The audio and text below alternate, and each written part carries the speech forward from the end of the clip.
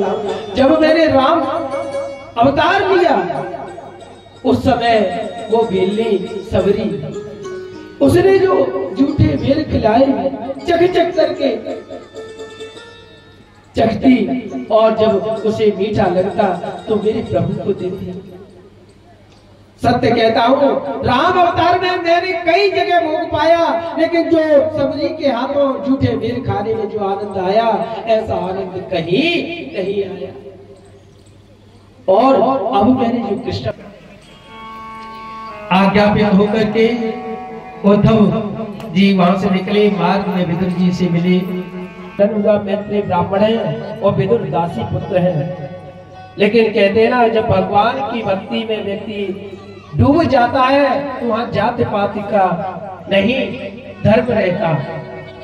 जात पात पूछे नहीं कोई, हरि को भजे सो हरि को हुई।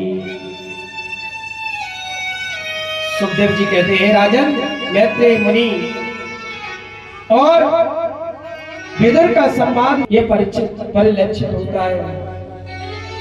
जो कुछ भी संसार में दिखाई दे, जानते हैं ये जो भी दिखाई दे रहा है संसार में, वो भगवान की क्रीड़ा है।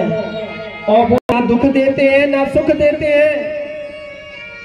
परमात्मा ये सुख दुख तो जानते हो हमें अपने अपने कर्म के अनुसार मिलता है। गलत कर्म करोगे पहनने के लिए अच्छी नहीं है,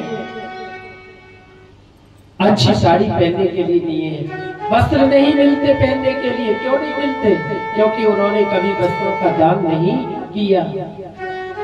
सोना पहनने के लिए नहीं मिलता। क्यों नहीं मिलता? क्योंकि सोने का दान नहीं किया। कई भूखों मरते हैं, घर में अन्न के दाने नहीं। क्यों नहीं? क्योंकि अन्न का दान नहीं किया। जो जैसा करता है उसे वैसा ही भरना पड़ता है। ना तो कोई किसी को सुख देता है, ना कोई किसी को दुख। अवतार लेते हैं, क्यों लेते हैं?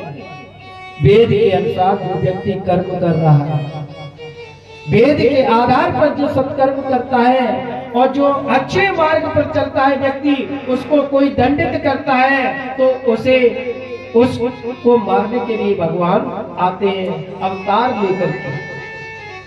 अवतारों में भगवान के कई अवतार होते हैं, उनमें कभी बड़ा और कभी कच्छप बन के आते हैं और कभी मत्स्य अवतार लेते हैं। बताओ, बड़ा अवतार भी भगवान को लेना पड़ता है। आजकल कोई सूकर बनना चाहेगा, बड़ा का रूप लेकर के मेरे भगवान आते हैं कि नहीं? कश्यप आज